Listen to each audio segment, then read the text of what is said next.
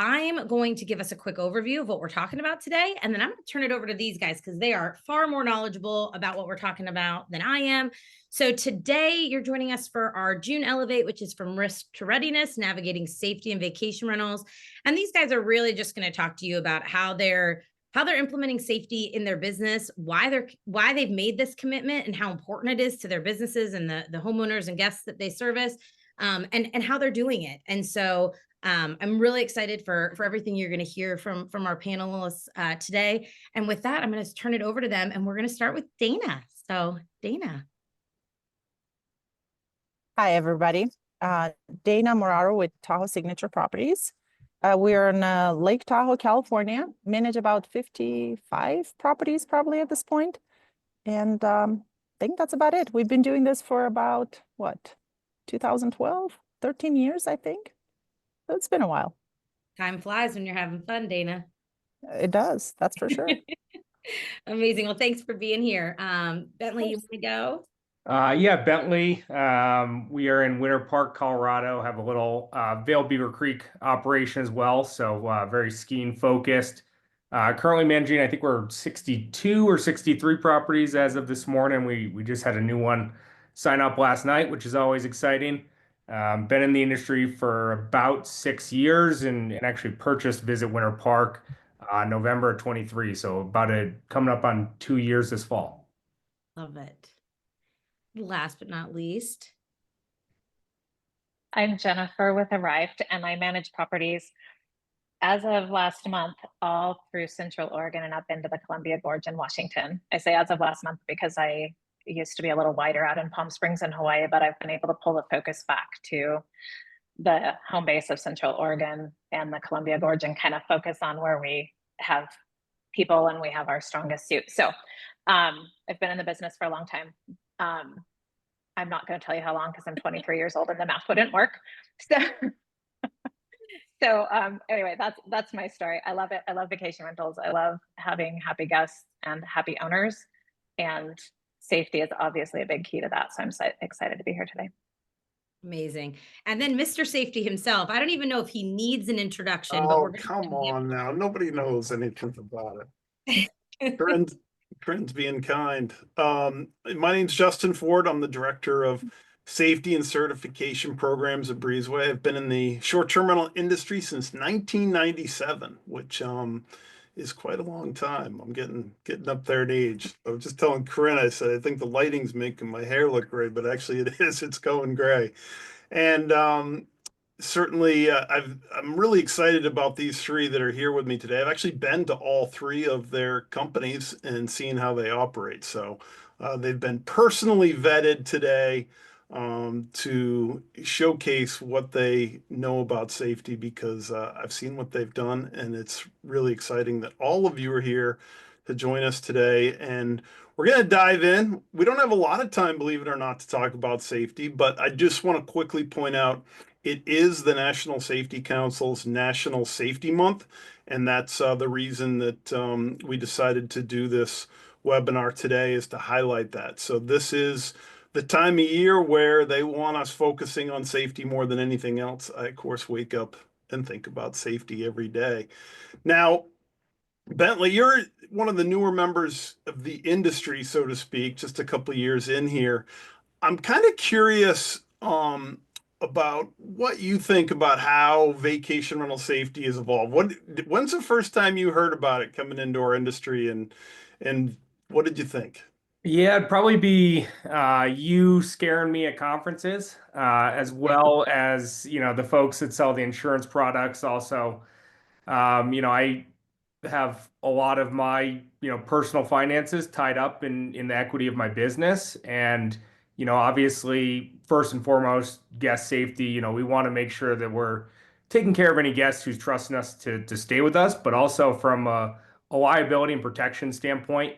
I think when I purchased the business after kind of attending a couple conferences and hearing people speak, I realized we weren't doing enough. And if you're in this industry long enough, something will happen. And the more we could do to A, prevent that, and B, protect ourselves when something could eventually happen, the better off we are. Yeah, no, that's good. You've said something I do hear from time to time. I'm not going to tell you it doesn't hurt sometimes. You didn't hurt my feelings, but I'm not trying to scare people when I do those presentations. And I know Dana usually gives Well, me a I, hard I, time I about think I was scared because I knew we weren't doing enough. Yeah. We weren't doing enough, and once I kind of dove into it, I think that was the scary part, was realizing that something could have happened in the meantime, and if it had, it could have gone very badly, and very glad it didn't. I like that. That is a good twist on that. That definitely makes sense. Jennifer, you've been in the industry for a long time. You're younger than me. I'm not trying to call out your age. Barely, And barely actually, you younger, and Dana, if that's true. you and Dana, I've known going way back, both through the Northwest Vacational Professionals and then your involvement with VR Nation as it came along. But you've seen a lot of changes over these, past decade plus as it comes to safety. What can you relate of how that's evolved as you've been growing your business? Yeah, there didn't used to be anything that related to safety with regards to vacation rentals in our industry. And I think part of that is because we were such a new industry being vacation rentals that there weren't even regional or city regulations. We were talking about this a little bit before the webinar about how those regulations come into play, but there weren't even regulations in any of our markets that I'm in prior to, I'm going to say maybe 10 to 12 years ago. And Right. so I started my business with no regulations, no thought of it other than, you'd talk to the insurance agent about maybe getting an umbrella policy in case there was ice on the steps someday or something, that didn't get taken care of. So we would put out ice melt and make sure the driveways were plowed. But other than that, there was really no issue with safety. And I don't know honestly what triggered it the first time, but I remember very specifically where I was driving in British Columbia, by the way. So hello, British Columbia. I was driving up there for vacation, thinking of nothing related to vacation rentals, and all of a sudden had this thought about carbon monoxide detectors and called my office and had my people start putting them into all the homes because we really didn't know if they were in the homes. The code for like a home, if it sold in Oregon at that point, was that it had to have a smoke detector in the hall. I think it wasn't even in bedrooms. It still isn't. It wasn't even in bedrooms. It wasn't anywhere. So we just assumed everything was okay because at some point that home had sold. So those smoke detectors were okay because the home had sold, right? Right. No carbon monoxide notice, anything. So we went through and systematically put in about 10 or 11 years ago carbon monoxide detectors, and that was my first touch on safety. But it was such a crazy moment driving along thinking of that and being like, wait a second, I could have people die this week in a home because they don't have that, and we have so many gas furnaces and fireplaces and so many wood stoves and all the things that can cause that that I know about, but why had I never thought of it? It was kind of an aha moment. So then the next step was obviously meeting you and talking about barbecues, I think it was. So then it's just gradually become a thing where I talk about, if something comes into my mind and I talk about it and then would implement it. So by the time we were able to get the whole team, certified, safety certified, it was a really good feeling because it's kind of been one of those things that nags you in the back of your head that you don't deal with. Right. For a lot of years. And that transition, watching it happen through the industry, I feel like we're really blessed to know what we know now versus where we were 20 years ago.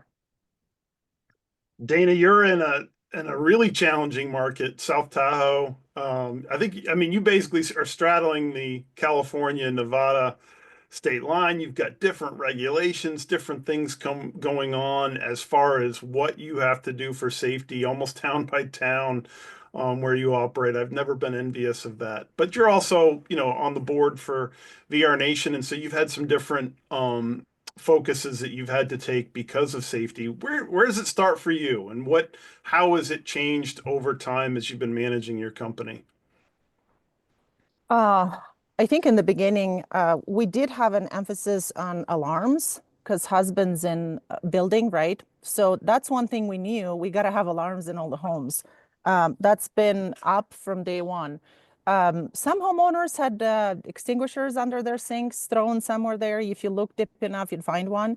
Some homes did, some homes didn't. So that was the extent of probably safety that we knew about or implemented in the beginning. Obviously, besides having snow in the winter and keeping driveways clear and clear paths and ice melt and all that. So more of a what made sense without having much knowledge or education on the subject, right? And then conference and hearing Justin Ford talk.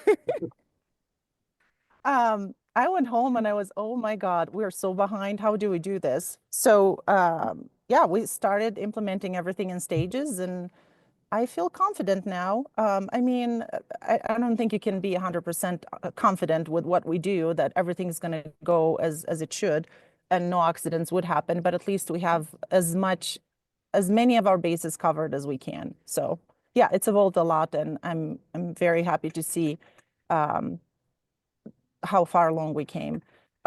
Regulations, I mean, our town's implementing regulations has been a huge support for us, because I don't have to go to a homeowner and convince them to do anything. It's got to be done. So that's just what it is. And that's big. But what the regulations only, I mean, what the town requires and the municipalities only goes so far. We definitely take it a notch further or a step further. So yeah. That's about Yeah, it. that's awesome that you're taking it. Is there been like some sort of one aha moment where you've been out and you've been kind of surprised that you weren't doing something safety wise and now you're doing it? Uh, just one. There's been many, really. I mean, barbecues, all the signs, making sure your bunk beds are up to code, making sure railings are up to, like, there's so much to it that, yeah, there's a lot. Yeah. So Just what, 2 years into the industry, Bentley, and I'm sure um it's been a surprise to you as well. What's something that stood out that's like, wow, I didn't realize we were gonna have to do that. That didn't make sense. Yeah, I think a big one for us has been the bunk beds. Ski towns, people try to get, as many heads in beds as they can, and kind of cram them in. So people are putting, bunk beds in little corners and closets and in different spots. And I think that was kind of a big one we flagged when you came out and Sense was the egress out of bedrooms when people are trying to put too many people in there, as well as that gap between the mattress and the railing, and that's when we've gotten a little bit of pushback from on some owners here and there, because they want to sleep as many people as they can, and if we knock that occupancy number down, it's going to hurt their revenue. So definitely a balancing act there. Yeah, no, absolutely. And just so anybody in the audience who's never heard of it before knows, there are certain federal guidelines for bunk beds, as far as the age of children that can be in them, the guardrails that go around them, the mattress types. And when we're talking about egress, we're talking about the ability to escape from a sleeping area or bedroom in the event of a fire or a carbon monoxide type incident. So those are big ones. Jennifer, Palm Springs or Hawaii have had different regulations. Obviously, you're mostly focused in Oregon right now that has a lot of other different ones. You mentioned carbon monoxide alarms before, but what's something else that's been like a big surprise that you guys have had to adapt with, work with? And if you don't come to, there's one that comes to mind too for you when you and I were walking through one of the properties. Let's see if you bring that one up. Well, sort of. Yeah. The, I would say my initial instinct is that the age of smoke detectors was the biggest thing over time, and it took me until way into the process of working with you to figure out that, yes, I know that smoke detectors are old, but I didn't feel that I was in the business that long. I know that sounds crazy, but I would just say go look at your history in your company and see how long you've been there, because something that was up to code or that was a brand new smoke detector when you started your company or when you signed up that home might not be anymore. So for sure the batteries aren't going to be good by now, but those smoke detectors probably all need to be replaced even though they were brand new when you started managing the home. That was the biggest thing to me, and it was something that was so basic and so dumb, but to use a really lame word, but it was just so ridiculous. But here I had been managing homes for 15 years. And so ones that I had signed up those first 5 years had brand new smoke detectors when I signed them up. And I just dismissed it and never thought of them again. So that for me was the biggest one. As far as like, yes, 100%. Every time I talk to anybody about safety since you came out, we walked into a bedroom with Justin and he looked up and said, "You guys are joking, right?" Is that what you're talking about? That one? No, I was talking what Oh. I'm talking about in college. Bentley has it too. You know, you've got the legalization of pot, you know, and I remember that We found that also. That was fun. yeah, and you know, it's just taking into account that, you know, the people who are staying in these properties aren't necessarily fully about their wits on top of everything else. I think that was one thing that we talked about a lot when we found the joint that was out around the corner of the house. It's not an area where typically a cleaner or somebody's going to look, and then you realize that's where the guests are going, and oh my gosh, how much of that were they doing in here, and what would have And then, happened if something's going on? yeah, the next kid that comes and stays in the house and finds that, right? Like they're going to come to the house and be playing in the backyard and find that sitting there, and who knows? So it's a big risk that we have in, well, probably all the states now, even if they're going to either border or be legal. So it's just something that we get to think about, which is keeping us entertained.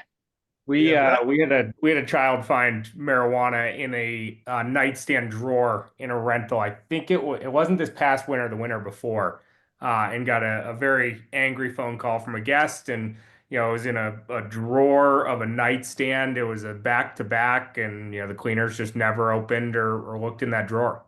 Yeah, no, absolutely. I'm not going to make it 100% has happened to us too, Bentley. It's not, it's totally a thing. It's not good. It happens. We've got a poll, Corinne. I want to see if we can put up this poll here before we dive into this next question. We sure can. You want to go? Okay, yeah. Let me launch it. All right, guys. So the poll: what is the biggest challenge to addressing safety in your short-term rentals? So if you guys in the audience want to go ahead and give that a look, I'll let Justin and team get started, and then we'll share those results here after they're. I've got a guess on where this is going to end up, but if someone says they don't have any challenges, they're coming on here as our next guest. That person is now trying to unclick that option. Because we did have somebody say that, so I'm sure. We'll give it just another 3 or 4 seconds here, Corinne. You know, I like to make us get to 75% participation, but Justin, we'll give it a full minute, because I'm sure folks are listening and they're not looking at their screen right now. But yeah, they gotta go over to it. I got you. All right, yeah, give them a sec. Here we go.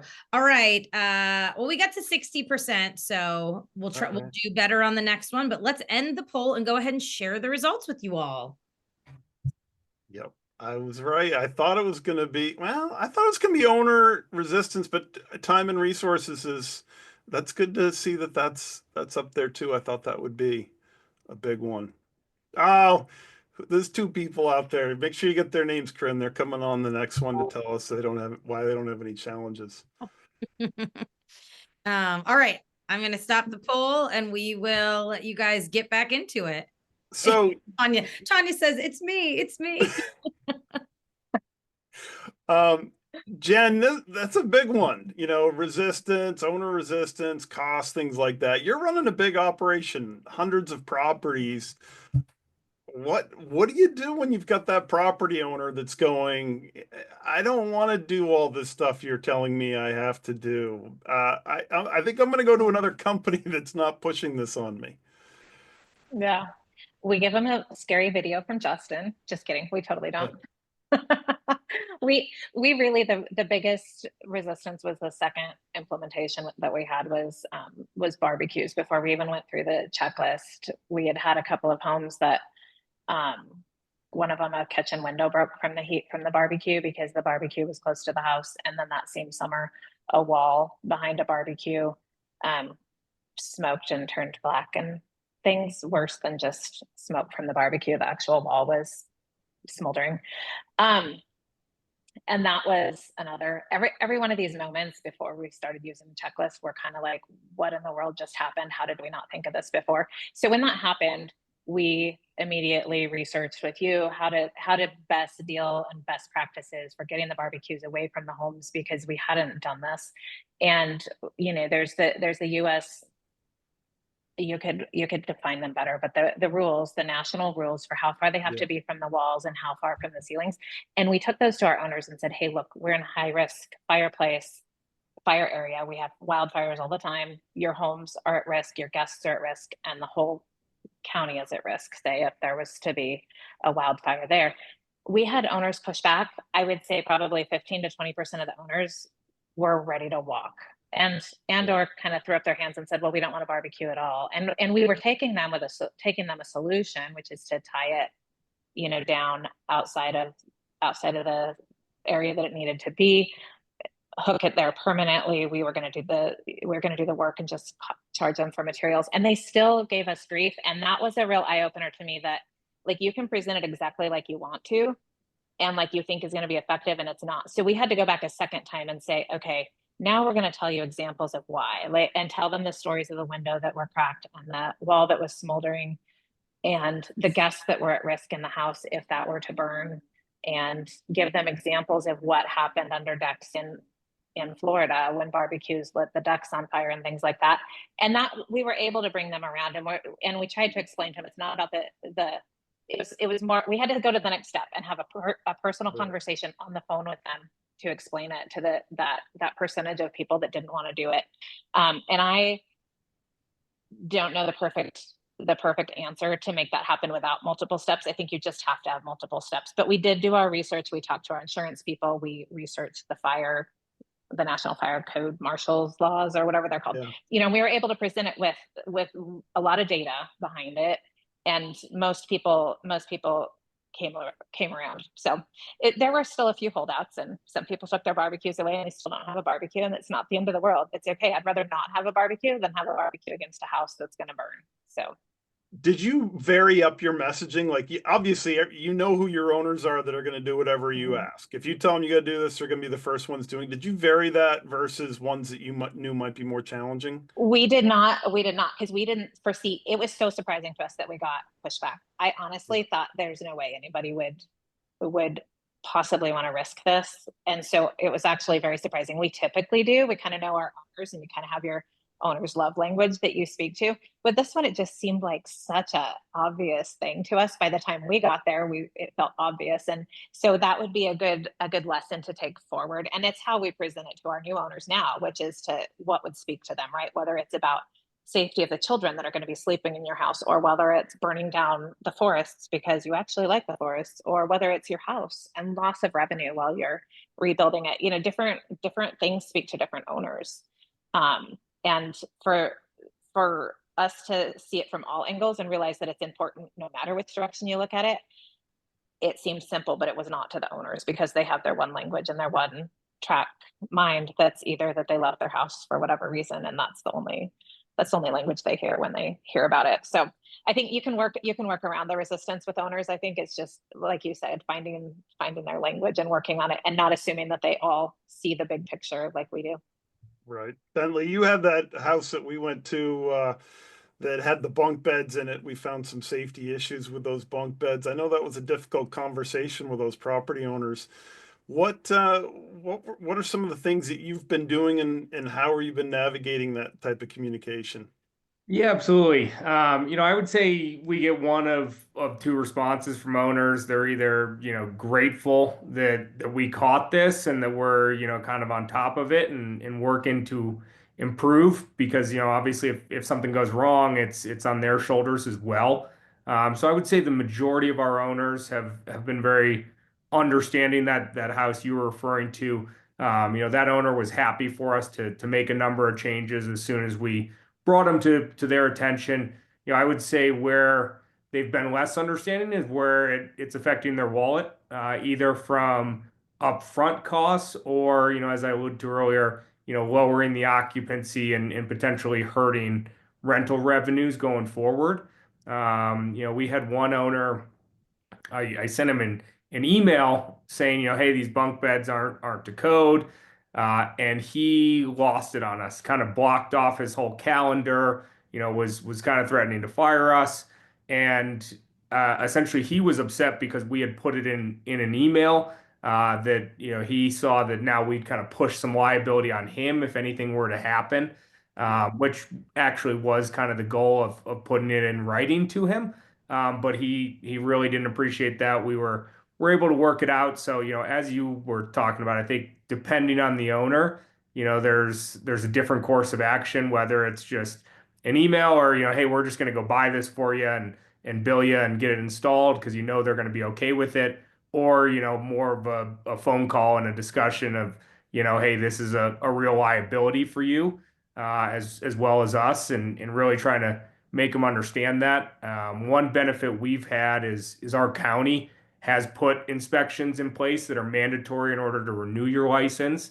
And egress and bunk beds is something they're looking for in those inspections. So that has taken a lot kind of the weight off of our shoulders of, hey, the county's requiring it. We're here to just, kind of help enforce that and help you get compliant. Yeah, and that's one of the tough things that happens, and I hear this a lot. I'll go in and meet with a property owner, and they'll say, "Hey, I'm all set. The local government's already inspected the property. I'm good to go." And then you find out they've only inspected 5 or 6 things. As you all know, we've got over 70 items that we think should be looked at on an annual basis at a property. And it makes me think, Dana, you said something that was interesting. You're going above and beyond what the county is. I do want to highlight real quick, Dana, I'm really impressed about the wind flow up there in your lighthouse. I'm where you outside on are. my deck, and if you see me moving, it's because Beautiful. there's mosquitoes All right. around. All right. We got mosquitoes and the wind blowing up in the lighthouse. But something you said was really interesting, so you're going above and beyond what government requirements are there, and you've already got some pretty strong government requirements. What are some of those that you're doing that are different? Well, requirements from the government are test the alarms, make sure the fire extinguishers are where they're supposed to be, some postings that they require, be a good neighbor, but that's the extent of it. Oh, and defensible space, I guess. So, I mean, not much, if you ask me. Important things, don't get me wrong, but there's a lot more that needs to be addressed when hosting a guest safely. All the signage, especially in winter conditions, obviously there's roofs that shed here left and right. Guests are not aware of this. They have no clue. They'll let their kids play under the roofs, and it's not that they don't care. Obviously, everybody loves their kids. They just don't have the awareness and they don't understand it. I hope everybody loves their kids. There is tripping hazards. There is decks that, were built in the 60s and probably need to be inspected regularly. There is, oh God, there's a lot.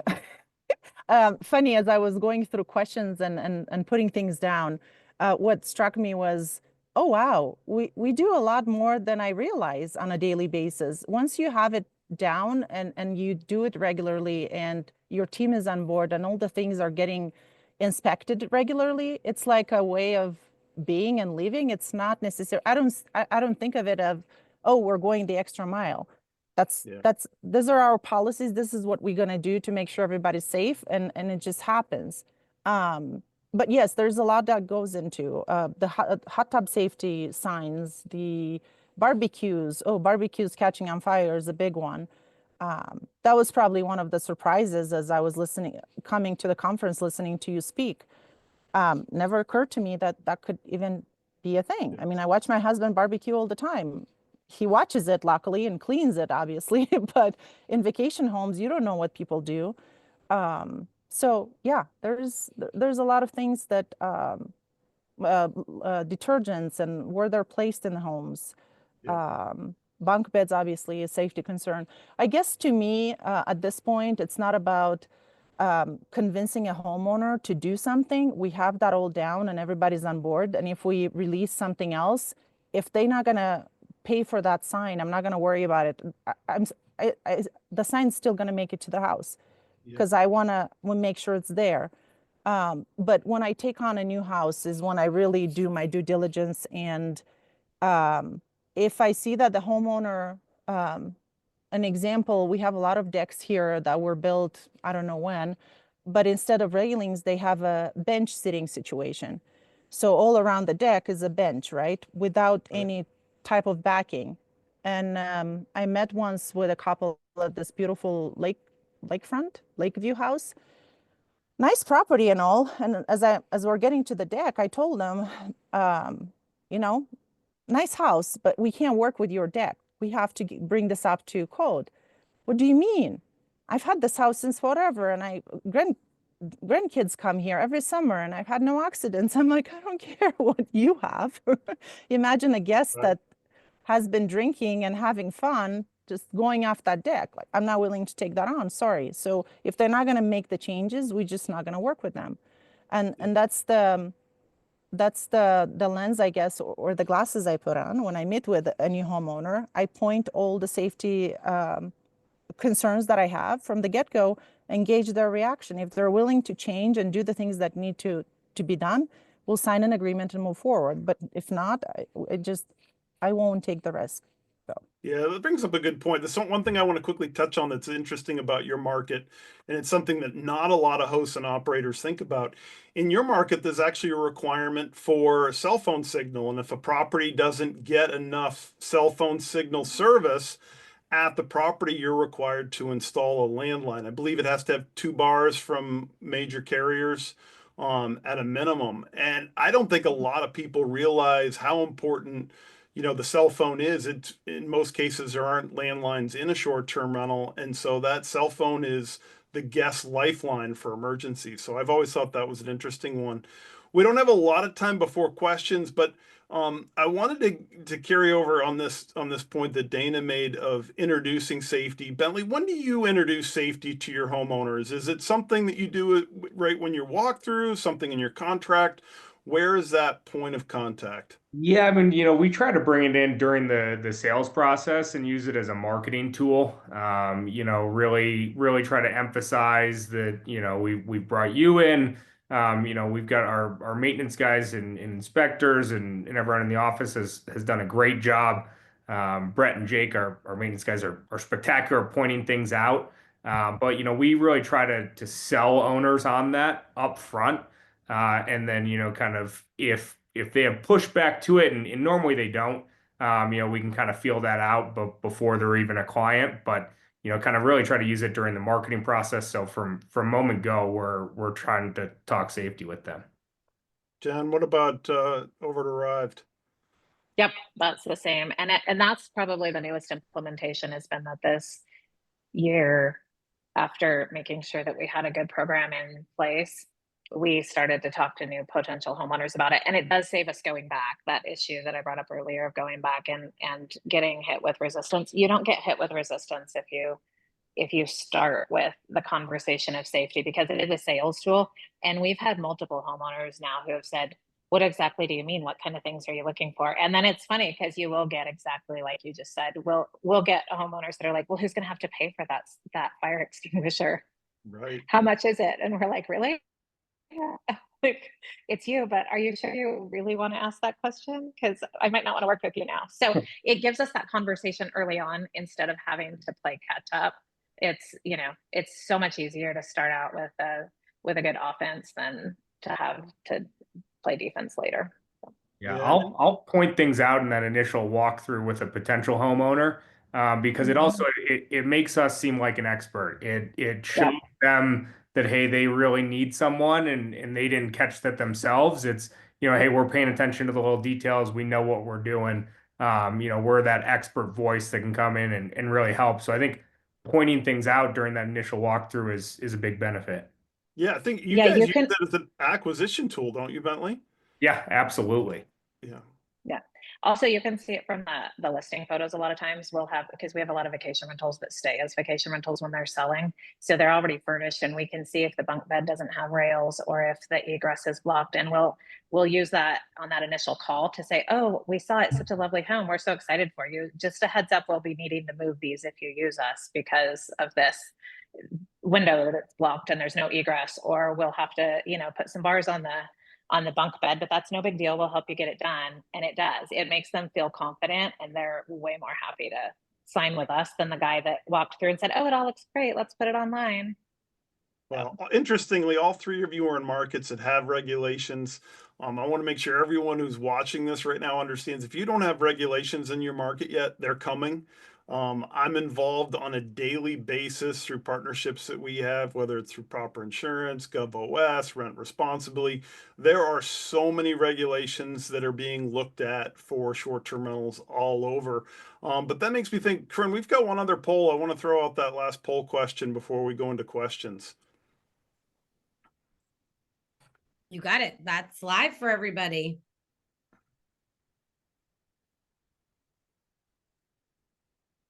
Maybe. Yeah, we go. I was like, maybe it's live. There, it's live, yeah. All right, we got folks coming in. I'm learning a lot. Hopefully everybody on today's call is learning a lot. There's some good engagement in the chat, which is awesome. Yeah, I see a lot of questions here. I'm looking forward to addressing a few of these. All right. And I was just thinking, Dana, you were talking about some of the signage. Stay tuned. We are actually working on a downloadable that we're going to be doing and putting out later this month with all of the great signage, safety signage that Justin has introduced and talked about. So we'll be putting that on our blog, and it'll be available to everybody here later this month. So excited that was able to come up, and we're excited to be able to give that resource to so many of you. Yeah, Thank and we've you. added just in the past couple of weeks, for those that haven't taken the safety course before and have been waiting for a good reason, we've added a whole new module on safety signage. If you've taken the course before and you want a copy of that, just reach out to us. We'll make sure we get a copy of that new module. Amazing. All right, well, let's go ahead and end this, and I'll go ahead and share the results. So question was, before today's webinar, where have you typically heard messaging about safety in short-term rentals? Sweet. Local government regulations, recommendations are certainly there. And I think that ties in, with Ralph's question here. Ralph had asked, when a new requirement comes through, how do you use Breezeway to keep up with which properties have been brought up to the new standard and which still need to be addressed? There's a lot of things to that. Dana, I want to actually have you touch on that one. But first, the one thing I want to emphasize is that the safety recommendations that we have at Breezeway supersede any government regulations anywhere in the world. So we're taking people to the level that we think you should be at, which is beyond what regulations cover. So we're already there. Every time some new regulation comes in a county, a city, or a state, we've already been saying that's what you should have been doing before. So, but do you have any comments you want to add to that, Dana? Not As really. far as how you guys are doing the inspections in Breezeway, are you just able to add those to your template if those change? Sure. Yes. Breezeway's been great, a great tool, really, as far as that goes. We do have several templates set up, arrivals, departures. Obviously, everybody does those. But then twice per year, we do a deep dive into the homes. And those are long inspection checklists that our team goes through and make sure everything's up to par. We just finished one a week ago, probably. And then we'll do another one in October. And that's more of a deep dive into, not just checking alarms and making sure the extinguishers have been serviced or all signs are up, but literally opening drawers, tightening things, checking the beds, checking what else? All the ventilation systems to make sure that those have been cleaned out. The list is long. I'm happy to share, but there's a lot of things that we go through. It's honestly, this is the second time, I think. We did one last October. This is the second time that we're going through doing this. It's helped so much, not just for me to sleep at nights, but also our homes are just ready. Like when we hit the busy season, everything's up to par. There's not that last minute, oh shoot, the alarm's dangling from the wall because we didn't do it 3 months ago, or that extinguisher was expired 3 years ago and we just now catched it. Or just little things that, if you don't have consistency and you don't do it on a regular basis, then when you are in your busy time, you realize that you got to take care of those too. Or worse, you have guests stay in a property that, you know, it's not really up to par with safety, and you probably should not have them stay. So yeah, checklists are amazing. They help a lot. Customizable, obviously. We add things all the time, and they are also different based on season. So our spring one is different than our fall one, because different type of things happen. You know, when you close the winter season and then when you start the new winter season. But yeah. The new winter season. And I would just say, like, you know, in a really tactical way, Ralph, if there's a new safety requirement that you need to apply to all of your existing homes, right, that needs to be done before you're doing that annual check, you can create a bulk task and apply that to all of your properties. Tag it with safety so that you know it is a safety activity. And then, you know, go ahead and schedule that out based on availability. And when you have, you know, your team's resources available in contrast to like the occupancy. And then, you know, as Dana had said, make sure that's on your annual checklist or your biannual checklist, whatever frequency you're doing that on. So that will help you be able to track that new requirement has actually been completed at all of those homes before you get to that annual inspection. And so it won't be tied to that for the very short term, but then you'll get on that regular annual cadence. So if hopefully that's helpful too, from like, you know, how you would actually go about doing that. And if it's not, and you need more info, and that's, you know, more specifically what your question is, let us know, and we'll have someone on our support or client success team follow up with you to walk you through that. Yeah, now Corinne Ashley's asking if they can have access to our safety checklist. I just want to highlight, if you are a Breezeway customer, you have access to the Breezeway safety program at no additional charge. Safety@breezeway.io. You can just shoot an email over and we will get you access to the safety course we've all been talking about. If you're not a Breezeway customer, there is a cost for access to that course. So it pays to become a customer. There's a couple questions in here I like from Mike coming out of Hawaii. He's asked about gas grills. Jennifer, you've talked a lot about gas grills. Electric grills. Electric grills. Excuse me, electric grills. And Bentley, I think you've got some electric grills at some of your properties. I don't know if we have electric ones that I'm aware of. There are some. Yeah. There's a lot. I see it in Colorado more than anywhere else. There are some great manufacturers. I'm happy to give some recommendations. There are actually, believe it or not, there are grills that are out there that are designed for commercial use. A lot of people are just running to the, you know, Home Depot and Lowe's and buying these Next grills and things like that. Those aren't made for commercial use. That's why you're having trouble with them. That's why they're difficult to clean, maintain, and having all kinds of issues. You know, I love Weber, but still, I've got one at my house, but I wouldn't use it as a short-term rental.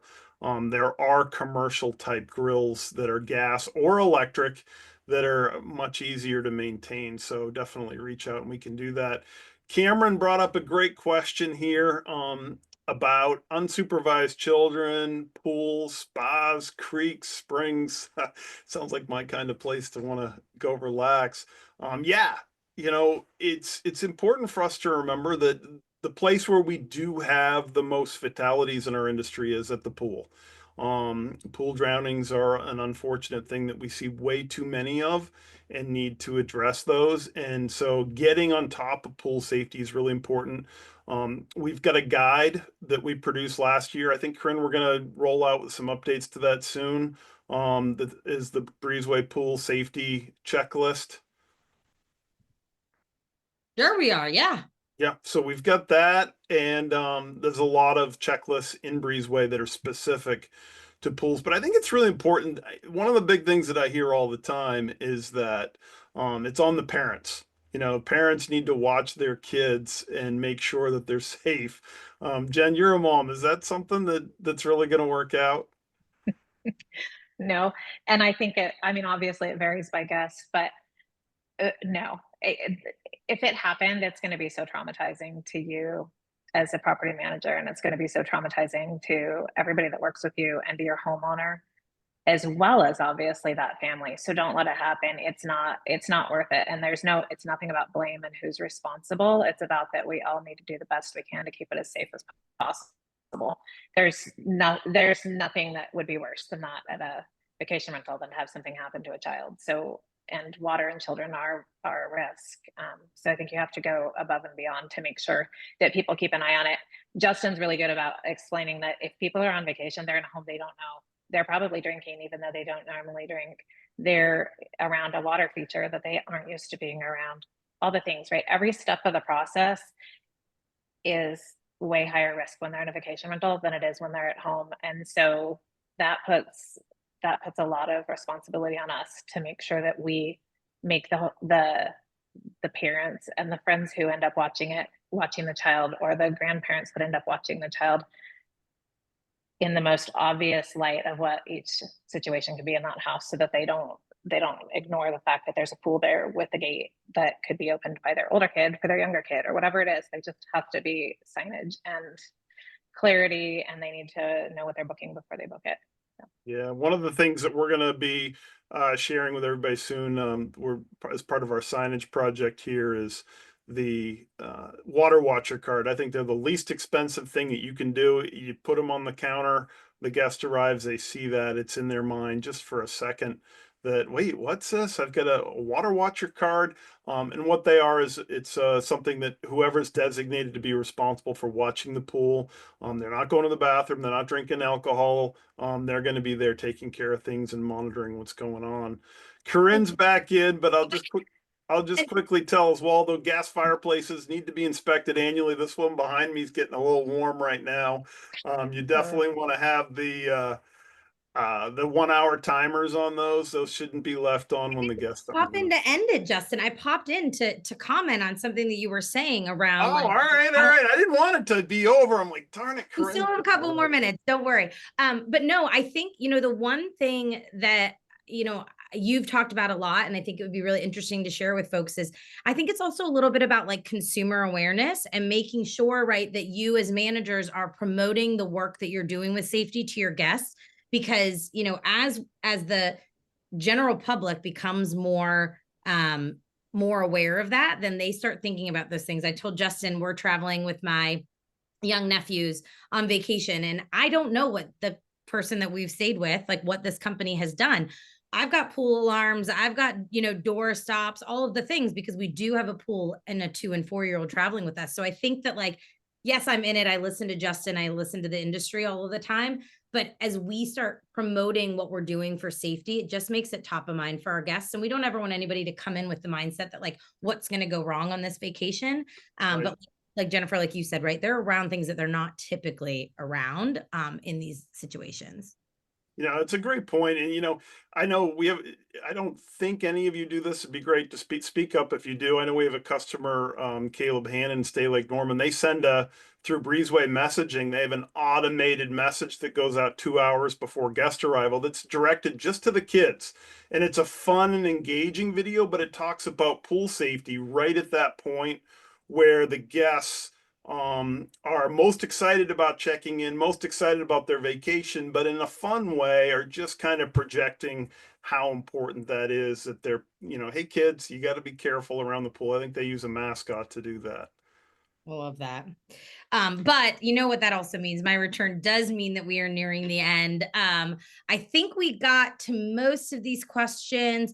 There is a question in here from Ralph about tying occupancy data to requirement updates and making sure that you're doing updates when the guests aren't in-house. Any recommendations around like how to best plan for that, anyone?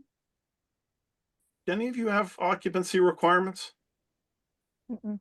Yeah, we have maximum occupancy requirements, and we have to ask the guests how many, I'm sure people break them, but we do our best to make sure that they follow them from day one. That actually we've always had that. The county fire code has always had that. Yeah, it's funny. I think there's some people I saw from the Outer Banks. Sometimes I'm down on the Outer Banks, and I've heard that people have said, no, we're restricted on how many people we can have because of the septic system.